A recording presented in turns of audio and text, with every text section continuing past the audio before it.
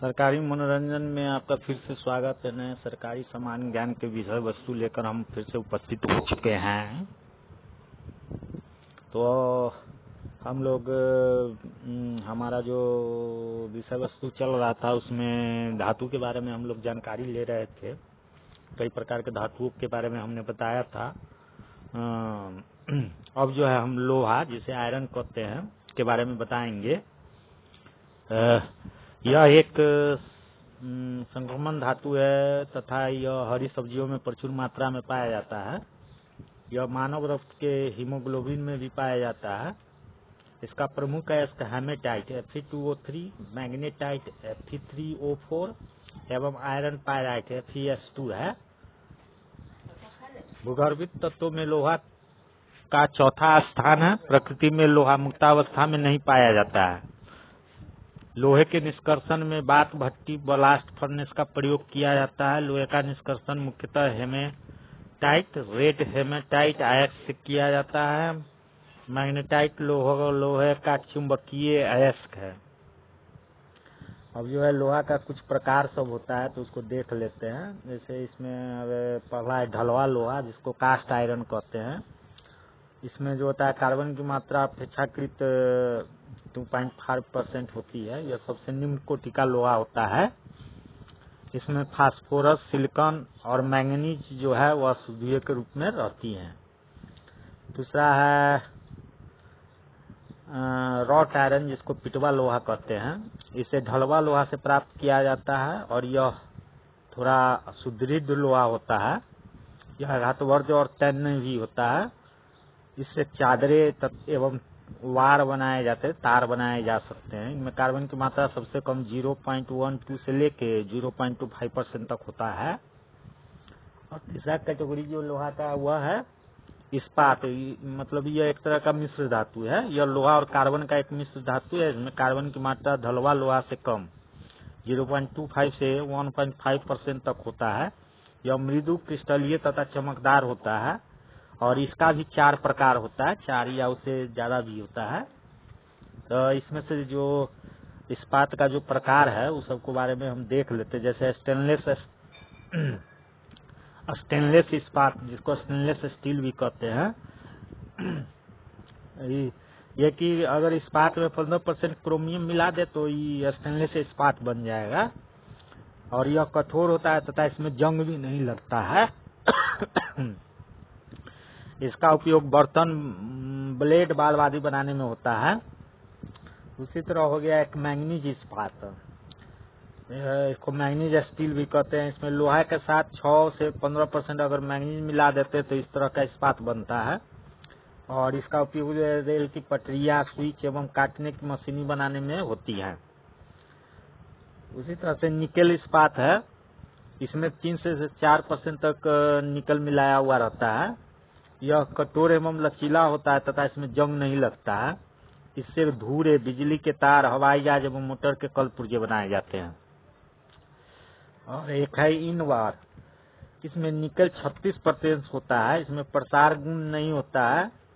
इससे घड़ी की पेंडुलम की छड़े एवं स्केल बनाए जाते हैं। जैसे स्केल मतलब मीटर स्केल ये सब नहीं होता है, जिसे मापा जाता है उसको स्केल कहेंगे। और घड़ी का पेंडुलम भी इससे बनता है, क्योंकि इसमें प्रसार नहीं होता है, माने ज्यादा प्रसार नहीं होता है कहने का मतलब। अब एक है टंगस्टन स्टील। इसमें टंगस्टन जो है 10 से 20% तक मिला दिया जाता है इस्पात में, तो ये टंगस्टन स्टील हो जाता है। यह बहुत ही कठोर एवं मजबूत होता है और इसका उपयोग स्प्रिंग एवं चुंबक, काटने के औजार तथा तेजी से चलने वाले औजार बनाने में होता है। उसी तरह क्रोम वेनेडियम स्टील है। इसमें क्रोमियम 0.1 से 1%, वेनेडियम 0.15 से 0.5% तक रहता है। इससे अधिक भार सहने की शक्ति होती है। इससे बियरिंग, गियर्स एवं धुरे बनाए जाते हैं।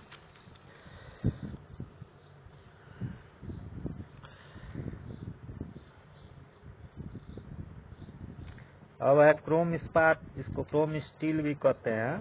इसमें क्रोमियम जो है 5% रहता है, तो यह क्रोम स्टील कहलाएगा। यह बहुत ही कठोर होता है। इसे तिजोरी, सेफ वॉल्ट जिसको कहते हैं, बाल बीयरिंग तथा पत्थर काटने वाले मशीनों के दांत jaws of stone crushing machines बनाए जाते हैं। और एक शरीर में लोहे की कमी से एनीमिया तथा अधिकता से लौहमयता साइडेरोसिस हो जाता है। लौहमयता को अंग्रेजी में साइडेरोसिस कहते हैं। कमी से एनीमिया होगा, ज्यादा हो जाएगा तो लौहमयता हो जाएगा।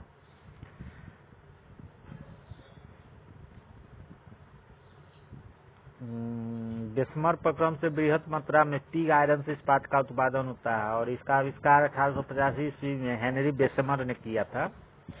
रेजर बनाने में अधिक कार्बनिक इस्पात का प्रयोग किया जाता है। स्थायी चुंबक बनाने में भी इस्पात का उपयोग होता है। अब जो लोहा का जो किस्म सब है उसको देख लेते हैं। जैसे ढलवा लोहा हुआ तो इसमें कार्बन की मात्रा 2 से 2.5% तक होता है और मैग्नीज में 0.3% तक होगा। सिलिकॉन 0.2% से 1% और सल्फर 0.1% होगा। कठोरता यह कठोर होता है। इसका रूप क्रिस्टलीय होता है और इसका उपयोग ढलाई इस्पात व पिटवा लोहा बनाने के लिए किया जाता है। दूसरी तरफ पिटवा लोहा है, इसमें कार्बन की मात्रा 0.12 से 0.2% तक होता है और मैग्नीज 0.1%, सिलिकॉन 0.14% और सल्फर 0.14% तक होता है। यह भी कठोर होता है, रेसाई युक्त होता है। तार लुहारी के काम, विद्युत चुंबक आदि बनाने के लिए प्रयोग होता है। उसी तरह स्टील हो गया, इसमें कार्बन 0.5 से 1.5% तक होता है। मैग्नीज 0.13% तक होता है और यह सल्फर जो है थोड़ा सा होता है। कठोरता मृदु होता है, रूपता क्रिस्टलीय है और उपयोग बर्तन, चाकू, चुंबक आदि बनाने के लिए होता है। तो ये सब लोहा का कुछ विशेषता सब था, उसको हम लोग जान लिए।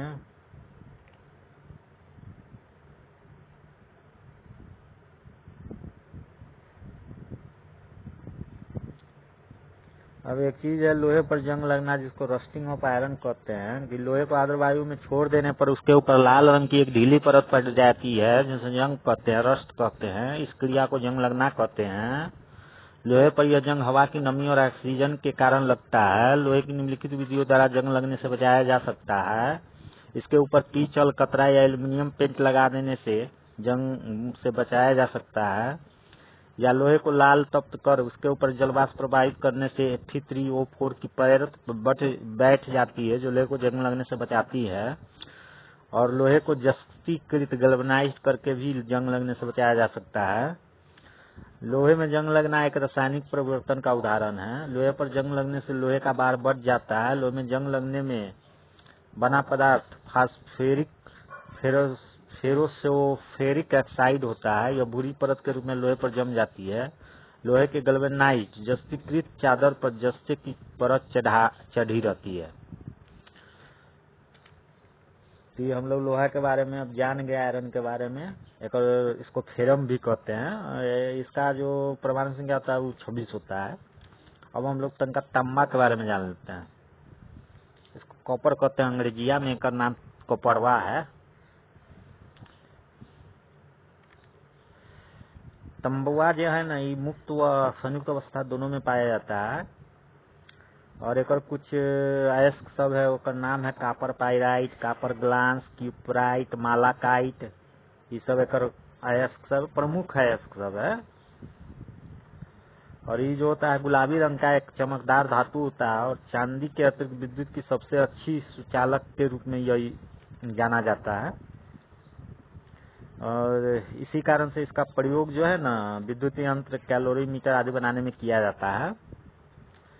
इसका निष्कर्षण मुख्यतः कापर पायराइट से किया जाता है और कापर पायराइट इसका सांद्रण फेन प्लवन विधि द्वारा किया जाता है। निष्कर्षण के पश्चात प्राप्त तांबे को फफूलेदार तांबा, ब्लिस्टर कॉपर कहते हैं और यह 98% तक शुद्ध होता है।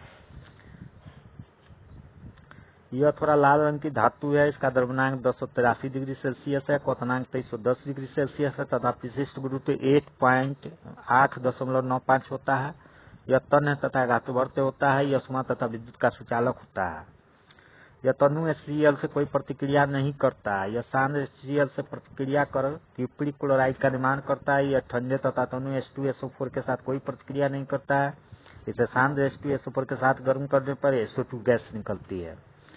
तन्नु HNO3 के साथ नाइट्रस ऑक्साइड गैस निकलती है। 50% सांद्र HNO3 के साथ नाइट्रिक ऑक्साइड गैस निकलती है। और सांद्र HNO3 के साथ प्रतिक्रिया करने पर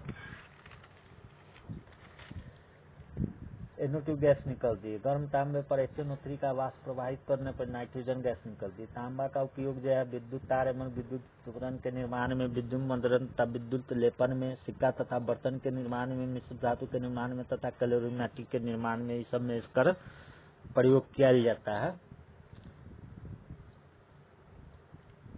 अब तांबा का कुछ मिश्र धातु सब इसको देख लेते, जैसे कांसा हो गया, इसमें कॉपर 88% और टीन 12% होता है, तो ये बर्तन तथा मूर्ति के बनाने में काम आता है। पीतल हो गया जिसमें कॉपर 70% और जेडेन 30%, माने जिंक 30% रहता है, ये भी बर्तन तथा मूर्ति बनाने में काम आता है। एक जर्मन सिल्वर है, इसमें कॉपर 50%, जिंक जो हो गया 35% और निकेल 15%, ये भी बर्तन तथा मूर्ति बनाने में काम आता है। गन मेटल हो गया, इसमें कॉपर 88%, टीन 10% और जेडेन 2%। बंदूक तथा मशीनों के पुर्जा के निर्माण में इसका उपयोग होता है। घंटा धातु या डच मेटल, बेल मेटल भी कहते हैं इसको, इसमें कॉपर 80% और टीन 20% घंटी बनाने में यूज होता है। एगो डेल्टा धातु का कॉपर 55%, जेडेन 43%, फिर 2%, माने लोहा 2%। बैरिंग जलनयान पंखा बनाने में कई युद्ध होता है। उसी तरह मुंट ये धातु होता है जिसमें कॉपर 60% और जिंक 40% होता है, इसमें नावों का तख्ता बनाने में यूज होता है। मानव शरीर में कॉपर की मात्रा में वृद्धि हो जाने पर विल्सन नामक रोग हो जाता है। तो ये सब तांबा के कुछ विशेषता होता है जिसको कॉपर भी कहते हैं। अब इस विशेषता को जान लिया, अब हम अगले क्लास में कुछ और धातु सब के बारे में जानकारी लेंगे। तब तक के लिए आप लोगों को सुविधा, जय हिंद। हम फिर से मिलेंगे और फिर से आपके रासायनिक ज्ञान का वर्धन करेंगे। धन्यवाद।